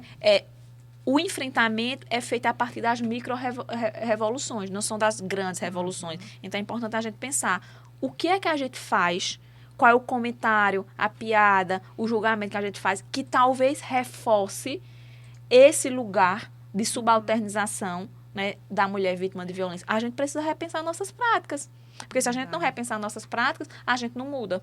Né? Isso. Dados da segurança pública em Pernambuco mostram que de 2014 para cá, os casos de violência doméstica têm aumentado, assim como os crimes de feminicídio. O que está faltando? Aí a gente precisa analisar de duas formas, né? A primeira é aquela que a gente falou. Se não existia a tipificação penal, a legislação, então, conforme existe a Lei Maria da Penha, surge a lei do feminicídio, é que começa-se a notificar esse tipo de violência, que é uma violência que já existia. Ela não foi criada junto com a lei, não. Né? A violência contra a mulher ela é pré-existente à legislação. Então, há um crescente porque a lei começa a ser mais divulgada, mais conhecida, mais aplicada, e aí há a crescente. E há um crescente também porque é uma violência que ela mexe com essa estrutura de sociedade, onde o homem, né, branco, cis, de status quo, né, não quer sair do poder, é um tipo penal que mexe com essa sociedade também. Então, a gente tem que analisar as duas formas. A notificação, que não existia e passa a existir, né, então, por isso o aumento sempre. A divulgação, né, quando a gente criou aqui um projeto piloto que né, parceria do Tribunal de Justiça, Prefeitura Municipal e Governo do Estado, que é o NIOGE, Núcleo de Informações, onde a gente tem uma celeridade na aplicação da medida protetiva. Hoje, em Caruaru, as medidas protetivas são entregues ao agressor e notificadas em até 48 horas. Isso em nenhum lugar do Brasil acontece exatamente pela demora. E isso dá, inclusive, mais coragem para as mulheres. Poxa, a rede vai alcançar, né? Então eu vou denunciar. Então, isso fortalece as mulheres. Em Caruaru, a gente enxergou com a aplicação do NIOGE um aumento das denúncias de violências que não eram denunciadas. Violência moral, violência psicológica, violência patrimonial. E uma redução dos crimes de maior potencial, né? Onde a gente vê a violência, que é a violência física, a violência sexual. E aí, a violência, assim, ela também é muito cruel, né? Então, assim, são situações que a gente precisa fazer a leitura dos dados a partir da perspectiva de gênero, que não acontece no fenômeno da violência urbana. Na violência urbana, a gente tem que fazer a leitura de uma forma, na violência contra a mulher, de outra forma. Então, isso que Luana coloca. O aumento das denúncias não significa necessariamente o aumento da violência. Significa que as mulheres estão quebrando o ciclo mais cedo, certo? É importante. Ou seja, de forma bem didática, né? Para quem não é da área. Se a gente aumenta o número de denúncias, a gente pode olhar isso a partir de um aspecto positivo. Em que sentido? As mulheres não estão sendo mais silenciadas. Elas estão procurando a rede. A partir do momento que elas buscam a rede, elas têm mais chance de sair do ciclo de violência com vida. Então, veja, a grande maioria das mulheres que são vítimas de feminicídio, elas não passaram pela rede de enfrentamento à violência. O que significa... Em Caruaru, nenhuma. De 2017 para cá, nenhuma. Então, isso significa que, se as mulheres denunciam, elas têm mais chance de viver. Agora, é inegável que em Pernambuco, nos últimos meses, houve um aumento do feminicídio. Então, vejam, são duas coisas distintas, né? Que tem entrelaçamento.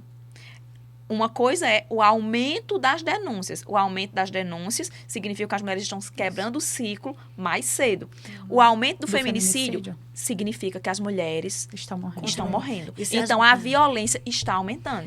Então, assim, é importante a gente acender essa alerta. Pernambuco vive uma epidemia de feminicídio. Então, todos os dias... Continuar dialogando sobre isso, falando sobre isso. A deputada Gleide Ângelo disse uma coisa na Alep essa semana muito interessante, e é a pura verdade.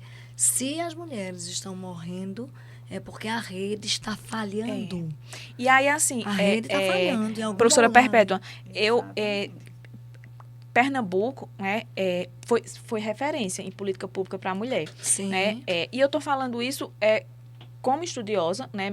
Como Ana Maria Barros, que é a irmã de Perpétua, foi minha orientadora do mestrado. No mestrado eu pesquisei casa-abrigo, né? Que é um sistema que busca garantir a vida das mulheres em risco iminente de morte, então aquela mulher que não tem para onde ir. E aí, Rochelle, é dramático quando você precisa inserir uma mulher que está em risco iminente de morte. Nem todas as mulheres estão em risco iminente de morte. Quando a mulher a família não quer acolher porque disse, senão eu vou morrer também. Então é importante a gente entender. E veja, nós tínhamos em Pernambuco uma secretária da mulher, que era a doutora Cristina Buarque, né, que foi da ONU Mulher, é uma feminista histórica, né? E doutora Cristina Buarque, ela destacava o quão essencial era o serviço nos municípios.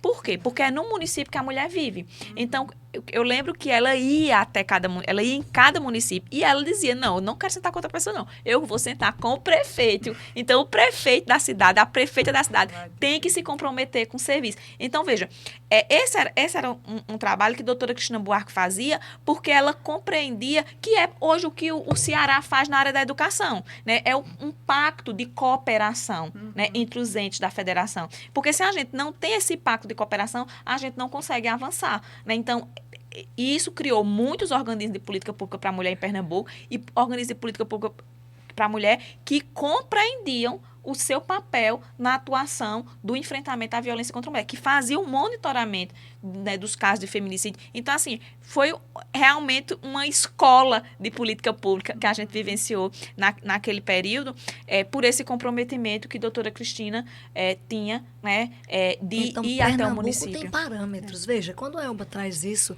é importante, porque nós temos parâmetro.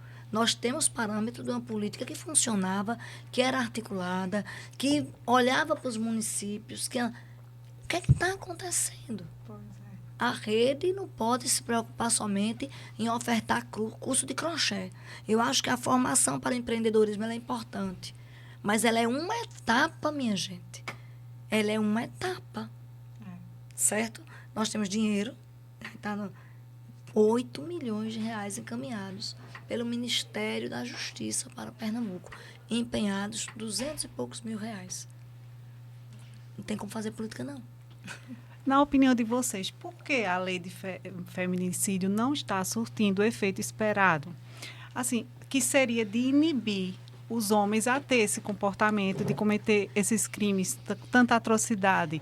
Os homens, assim, estão fora de controle, perderam o controle? Eu acho que a lei não está surtindo o efeito esperado. Toda norma jurídica, ela surge depois do evento. Durkheim, né? Primeiro você tem o fato social e depois a sanção. Nós temos uma lei forte, importante, mas nós temos uma formação humana, uma formação social, que não, quando eu vou explicar aos alunos, olha, por que as teorias preventivas? Ela vai servir para o homem médio comum, que teve acesso ao sistema de freios e contrapesos. Ela vai servir para aquele homem que os freios inibitórios do direito surtiram algum efeito nessa formação dele. Quais são esses freios? A família, a religião, a escola, a educação, as suas experiências com o coletivo. E vão ter pessoas, as mulheres, por outro lado, você vai ter esses homens que não foram tocados por esse sistema. E, por outro lado, as mulheres não estão mais aceitando.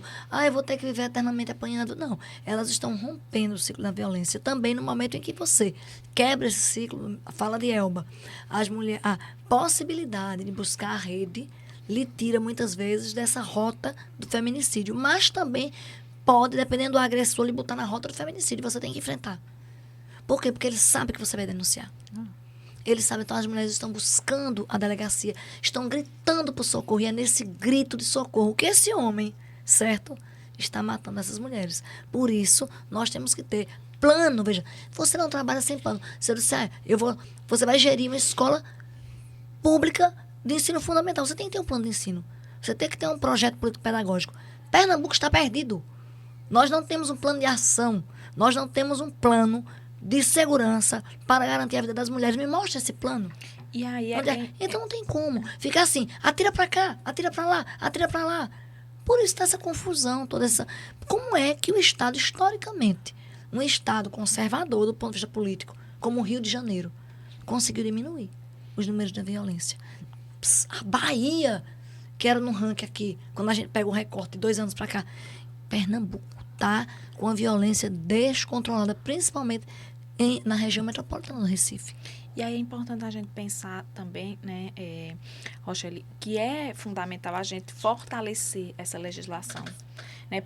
E a gente acreditar nos efeitos positivos da lei de feminicídio, da Lei Maria da Penha. Por quê? Porque a gente precisa dar credibilidade a essa legislação e entender que os efeitos, eles vão surtir a longo prazo. A curto prazo, a gente precisa estruturar a rede. E estruturar a rede no território onde as mulheres vivem, né? Precisa ser pactuado, ser feito acordos de cooperação técnica, né, dos estados para com o município, para que a violência possa ser prevenida e enfrentada no território em que a mulher vive. E aí a responsabilidade né, não pode ser da Secretaria da Mulher, porque quem tem competência quando a violência acontece é a polícia, e a polícia está ligada, né, ao governo do estado. Por isso que é necessária essa articulação e esse verdadeiro pacto de cooperação pela vida das mulheres. Senão as mulheres vão continuar morrendo e a gente, como Luana destacou, citando Conceição Evaristo, a gente precisa viver. E aí, quando a gente falou dessa questão do orçamento, de ser realmente o grande, né, a mola propulsora da execução da política pública é o orçamento, e aí a gente vem falando dos avanços em alguns pontos e retrocessos em outros, a importância da gente estar aqui conversando sobre isso, falar sobre os direitos, falar sobre a violência contra a mulher, para que a gente possa, né, tocar aí cada ser humano, seja aqui através do seu podcast, seja através das nossas redes sociais. A transformação da sociedade, ela acontece todo dia e ela acontece através da fala, mas fomentar esses tipos de ações depende desses orçamentos. E aí a importância de se ter aí políticas com esse recorte. E aí é uma escolha política, sim, né? Então, a gente está aqui em Caruaru, a gente tem um gestor homem, mas a gente tem um recurso, né, um orçamentário, uma previsão orçamentária que é executada, porque também não adianta ter só a previsão do orçamento, se não for permitida a execução desse orçamento, né, e que vem fazendo esses grandes avanços, com muitos equipamentos de proteção às mulheres. Ainda não é o suficiente, porque a Caruaru é uma cidade grande, mas hoje nós somos, sim, referência nacional no enfrentamento à violência contra a mulher, na qualificação profissional, na política de cuidados, que hoje é que está começando a se falar de política de cuidados, e ela também é uma grande forte, né, força, né, para as mulheres, porque as mulheres, muitas vezes, o trabalho doméstico, o trabalho de casa, ele não é enxergado como trabalho, porque ele não é remunerado. Então, as mulheres precisam, sim, né, conhecer esses direitos e ter orçamento direcionado para isso, para que a gente possa enfrentar essa violência todos os dias. E aí você junta 3 ex-secretárias da mulher, 3 falantes, para tomar sua tarde inteira. Como é que você vai encerrar esse danado desse podcast? E aí, uma mensagem final que eu deixaria, Roseli, que nós precisamos investir na educação e precisamos investir na articulação entre Estado e município para que as ações de enfrentamento cheguem em cada território onde a mulher vive. A mulher vive no município. Então, se o Estado não reconhecer a necessidade dessa articulação de cada policial, de cada delegado, de cada delegada ter compromisso e leitura de gênero, a gente não consegue salvar a vida das mulheres. Então, é preciso que as coordenadorias, secretarias articulem os serviços com a educação para prevenir e, a longo prazo, a gente construir uma sociedade livre da violência contra a mulher. E é fundamental que o governo do Estado articule a rede de segurança, rede, né, que envolve as polícias, mas não é apenas as polícias, né, para que a mulher que pede socorro tenha sua vida resguardada. Eu também vou aproveitar o mote de Elba para me despedir e dizer da honra que foi estar aqui. Meu Deus do céu, nessa mesa tão importante, ladeada por essas mulheres maravilhosas, só fiz aprender. E o que a Elba fala é de política integrada. A política para a mulher, ela tem que ser integrada. Ela tem que ter o braço da integração, da intersetorialidade.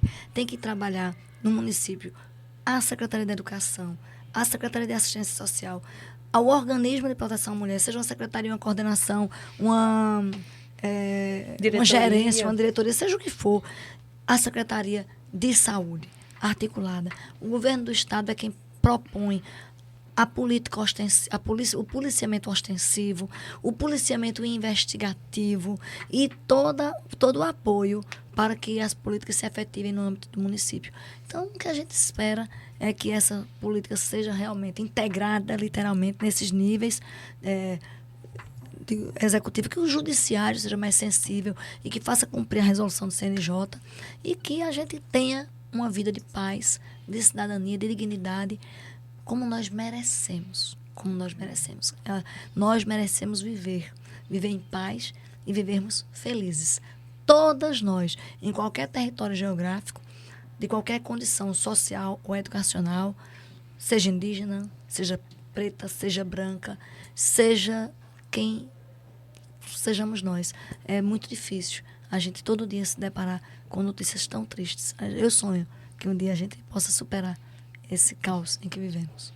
E aí eu acredito que, para encerrar, eu vou me direcionar àquelas em que nós estamos falando, né? Para aquelas mulheres que vão nos ouvir. E aí um recado que eu gosto sempre de deixar é: mulher, você não está sozinha.